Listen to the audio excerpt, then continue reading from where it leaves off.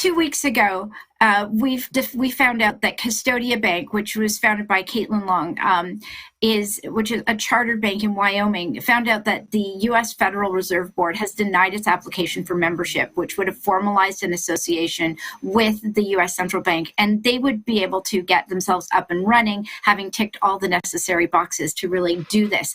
And we've been getting a lot of stories lately about crypto companies like Binance, for example, running afoul of certain regulatory aspects. So, for example, Binance customers can't make US dollar bank transfers and withdrawals right now.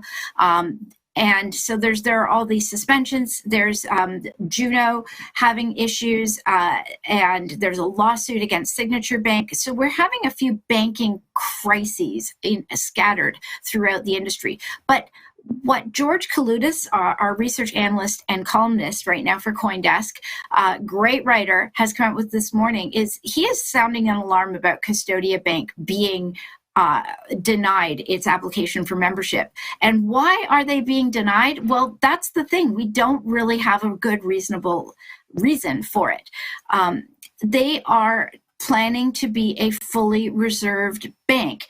Every bit of crypto that they plan to touch, to have custody of, will be in reserve, like there will be reserves for it.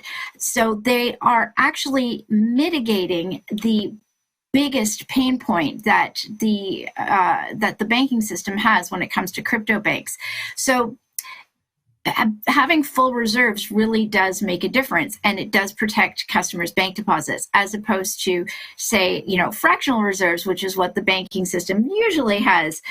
There isn't the money in the bank that you think there is, whereas in this case, there actually will be all the full reserves. So the fact that this has been denied, it doesn't make a lot of sense, and should make the crypto industry kind of open their eyes and go, what's going on here, more than, say, the other issues that have come up. So who would like to kick in first on this one? Will, why not? I'll take it. Always talk about banking. You know me.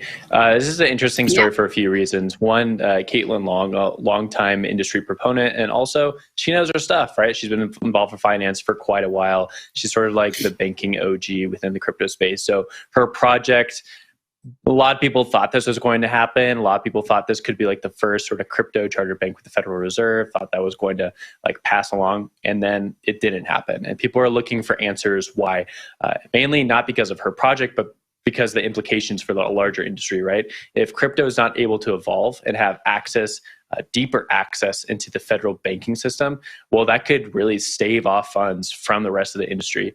We have a nice quote or nice tweet from Nick Carter talking about this very instance. He tweeted this yesterday. Unfortunately, I don't have an image right now for it, but basically saying that there's a operation choking off different levels of the banking industry from crypto, and that this is like a purposeful move by the Biden administration and by these different regulators to keep funds out of crypto. They're moving on the banking level and staving off anyone from being able to enter that way. And if you stop allowing liquidity to move into the banking system or from the banking system into crypto, then you have a problem, right? Like, we can't move these stable coins back and forth. We can't liquidate our tokens back and forth.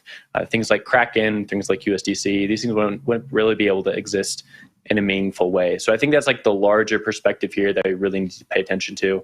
And it is worrisome at the very least. So a nice column from George. Zach, I'll throw it up to you.